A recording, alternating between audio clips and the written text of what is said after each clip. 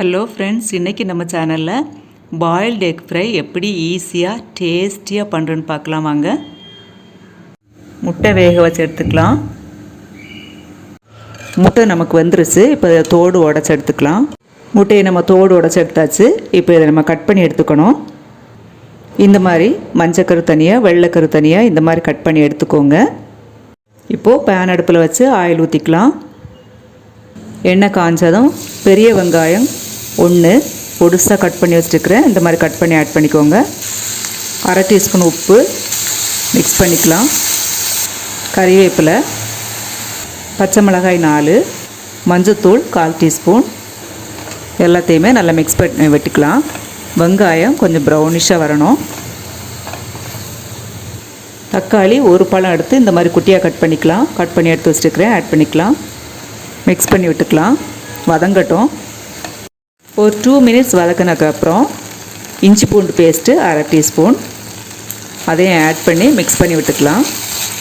இப்போ மசால் சேர்த்துக்கலாம். மல்லித்தூள் அரை டீஸ்பூன், மிளகாய்த்தூள் அரை டீஸ்பூன், கரம் மசால் 1/4 டீஸ்பூன் எல்லாமே இப்போ மிக்ஸ் பண்ணி விட்டுக்கலாம்.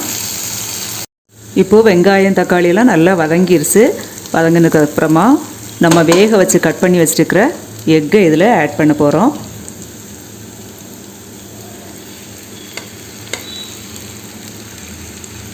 ஆட் பண்ணி மிக்ஸ் பண்ணி விட்டுக்கலாம்.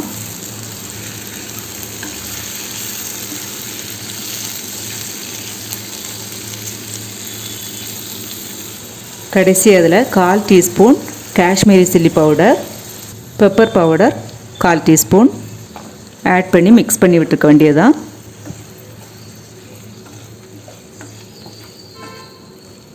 இதிலே கொஞ்சமாக மல்லித்தழை, கஸ்தூரி மெத்தி கொஞ்சமாக,